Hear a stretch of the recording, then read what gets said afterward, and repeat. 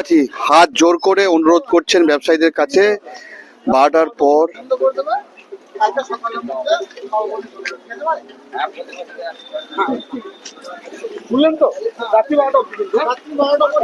হাত জোর করে অনুরোধ করছেন 12টার পর যেন স্টল তুলে নেন। এবং দেখতে পাচ্ছি বিশ্বভারতী কর্তৃপক্ষ, শান্তিনিকেতন মেলা কমিটি এবং বীরভূম জেলা সভাধিপতি পরিদর্শনে বেরিয়েছেন। দেখতে পাচ্ছি হাত জোর করে অনুরোধ করছেন। দেখুন, প্রথমে আমরা আজকে মেলা কমিটি বলতে বিশ্বভারতী কর্তৃপক্ষ, পৌষ মেলা কমিটি প্লাস জেলা প্রশাসনের একটা মিটিং ছিল। সেই মিটিং এ আমাদের আলোচনা হয়েছে সর্বসিদ্ধান্তক্রমে যে আমরা প্রথমে প্রত্যেককে হাত জোর করে রিকোয়েস্ট করব, যেহেতু এই মেলাটা 6 দিনের মেলা, 7 দিনের মাথায় সকলকে এখান থেকে উঠে যেতে হবে।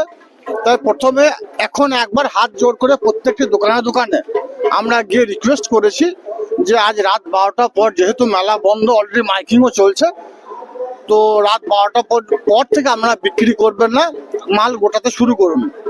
এবং কালকের দিনটা আপনাদের কাছে সময় থাকছে, আপনারা গাড়ি ঢোকার রাস্তা থাকবে কিন্তু পাবলিক ভিতরে প্রবেশ করতে পারবে না।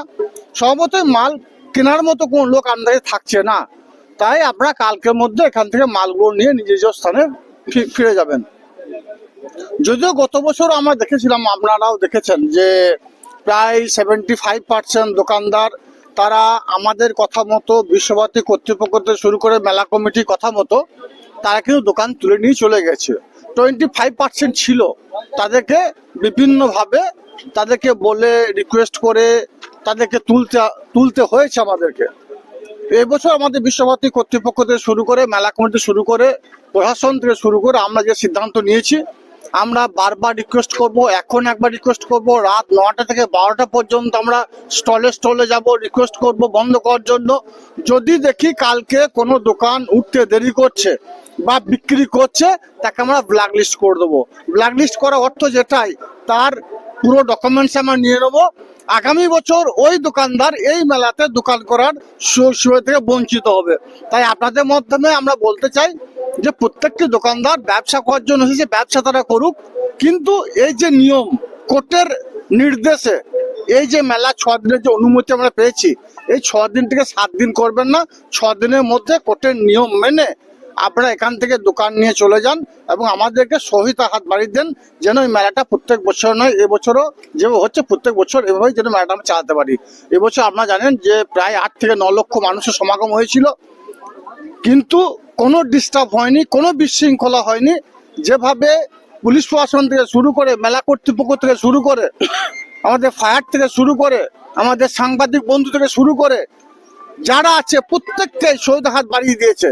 সর্বতই আমাদের সকলকে বলবো এই বিষয়গুলো একটু বেশি করে প্রচার করার জন্য।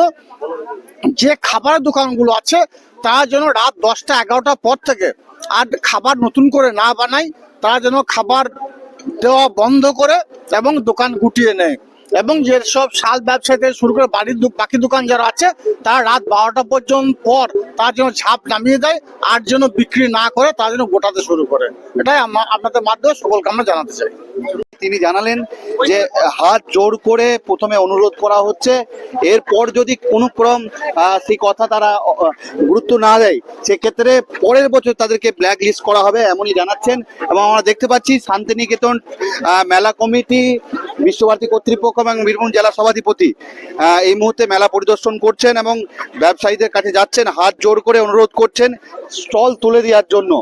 এবং আজকে 6 দিন মেলা সম্পূর্ণ হচ্ছে, রাত্রি 12টার পর সেই স্টল তুলে নেওয়ার জন্য অনুরোধ করছেন।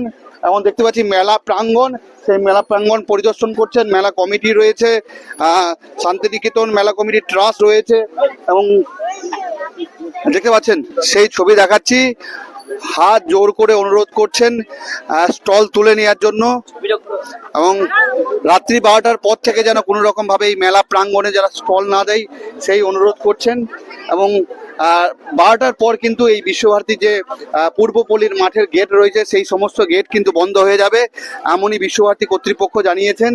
এবং এই মুহূর্তে দেখতে পাচ্ছেন প্রত্যেক ব্যবসায়ীকে, প্রত্যেক দোকানকে গিয়ে গিয়ে হাত জোর করে অনুরোধ করছেন যে স্টল তুলে নেওয়ার জন্য। আমরা সরাসরি সেই ছবি দেখাচ্ছিলাম এবং এই তাদের অনুরোধ যদি তারা কেউ যদি না মানে সেক্ষেত্রে পরের বছরে তাদেরকে ব্ল্যাক লিস্ট করা হবে, এমনই জানালেন বীরভূম জেলা সভাধিপতি কাজল শেখ।